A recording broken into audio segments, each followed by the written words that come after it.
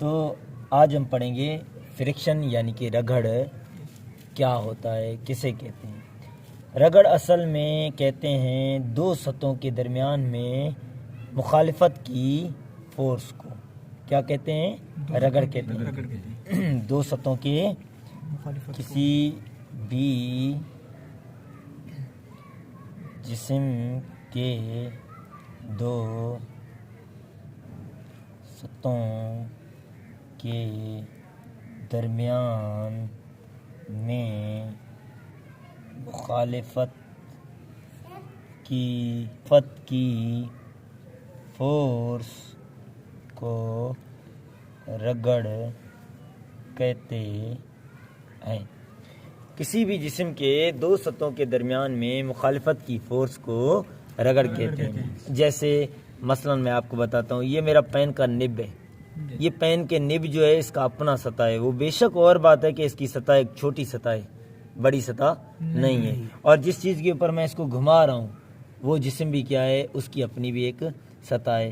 جب اس کے اوپر میں پین کو گھماؤں گا تو گھمانے سے کیا ہوگا، اس پیج کے اور اس پین کے نوک کے درمیان میں ایک ایسی فورس پیدا ہوگی جو پیج کوشش کرے گا میں اس پین کو روکوں، اور پین کے اوپر ہاتھ جو گھما رہا ہے اس کو، وہ یہ کوشش کرے گا کہ یہ حرکت کرتا رہے۔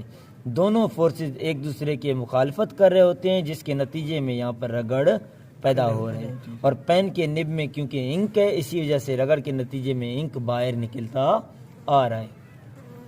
ضروری نہیں کہ ہر جسم میں انک ہو، ہر جسم میں رگڑ مختلف طریقے سے پیدا ہو سکتا ہے۔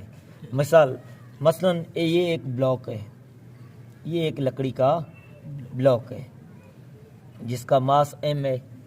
اسے ہم زمین پر کیا کر رہے ہیں، دھکیل رہے ہیں، زمین پر دھکیل رہے ہیں۔ کئی طرح کے زمین ہیں، مطلب ایک فرش ہوتا ہے، پلین ہوتا ہے، ایک ٹائل ہوتا ہے، ٹائل کے علاوہ ٹیبل کی بات کریں، چلو ٹیبل پہ اس کو دھکیل رہے ہیں، یا عام مٹی پہ دھکیل رہے ہیں۔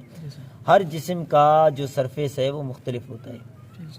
ٹائل کا سرفیس زیادہ پلین ہوتا ہے، اس میں کھردراپن کہتے ہیں اس کی سرفیس میں ان بیلنس ہونا، اس کی سطح میں۔ ٹائل میں کھردراپن بہت ہی کم ہوتا ہے، نہ ہونے کے برابر ہوتا ہے، اور عام فرش پہ کھردراپن تھوڑا زیادہ ہوتا ہے، مٹی میں اور بھی زیادہ ہوتا ہے۔ تو ہم جب اس بلاک کو اس فرش پہ یا کسی بھی جسم پہ گھمائیں گے، بلاک کی اپنی نچلی سطح جو ہوگی وہ بالکل پلین نہیں ہوتی، اور زمین کی سطح جو ہے وہ بھی پلین نہیں ہوتی۔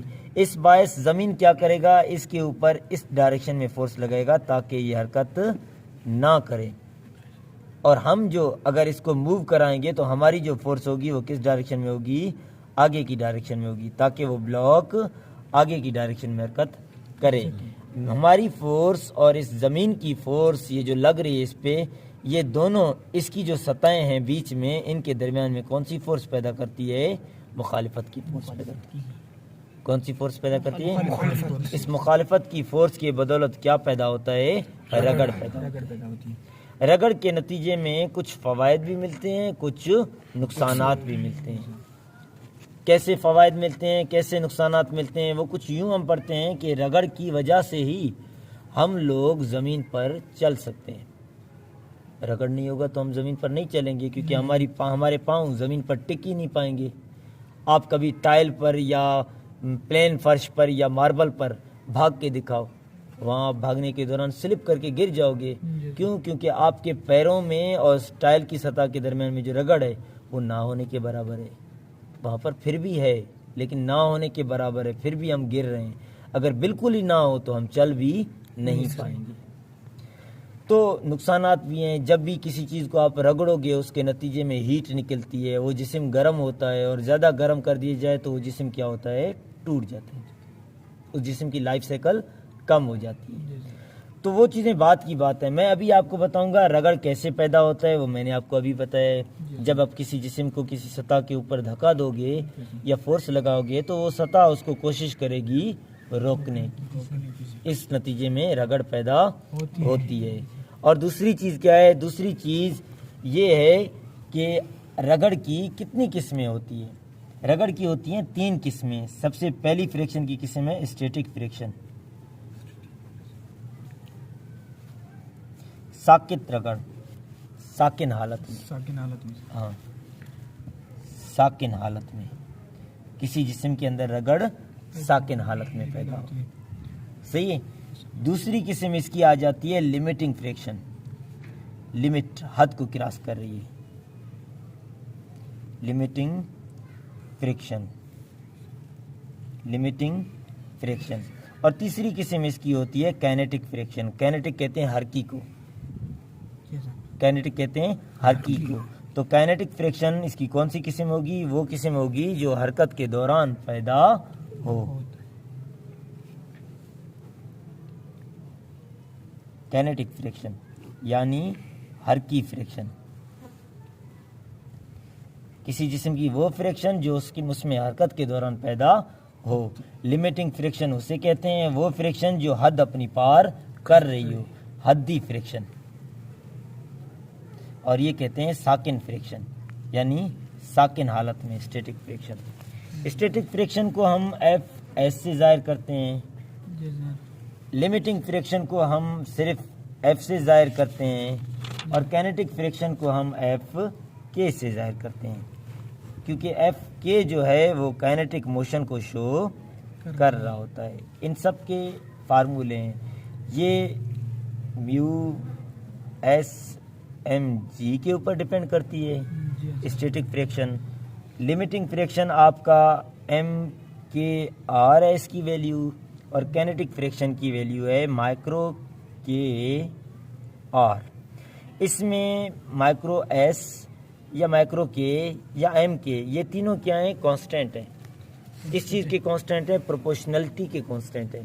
جب آپ پروپورشنل کی علامت لگاؤ گے تو اس کانسٹنٹ کو آپ کو ریموو کرنا پڑے گا۔ وہ یہ ظاہر کرے گا کہ جیسے ہی جسم کا وزن بڑھتا جائے گا، ایم جی جسم کے وزن کو ظاہر کرتا ہے، جیسے ہی جسم کا وزن بڑھتا جائے گا اس کے اندر رگڑ بھی بڑھتی جائے گی، اسٹیٹک رگڑ، اور اس اسٹیٹک رگڑ کے باعث وہ جسم اپنی جگہ سے ہل بھی نہیں پائے گی۔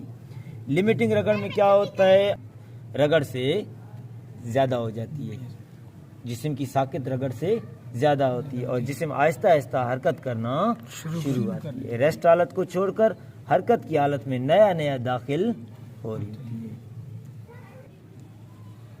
تو اسٹیٹک فریکشن جسم کی وہ فریکشن ہے جو اس کے اندر حالت سکون میں موجود ہو، یعنی یہ جسم جیسے پڑی ہوئی اپنی جگہ پر تو پڑی رہے، اس کے پڑے رہنے کی وجہ کیا ہے؟ اسٹیٹک فریکشن ہے۔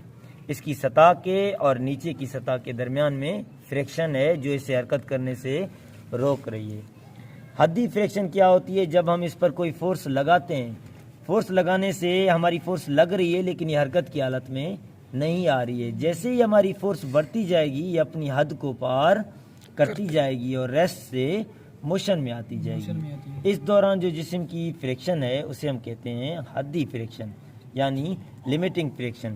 جسم کی سطحوں کے درمیان میں رگڑ پھر بھی پائی جا رہی ہے جبکہ یہ جسم اپنی ریسٹ حالت کو چھوڑ کر موشن کی حالت میں داخل ہو رہی ہے۔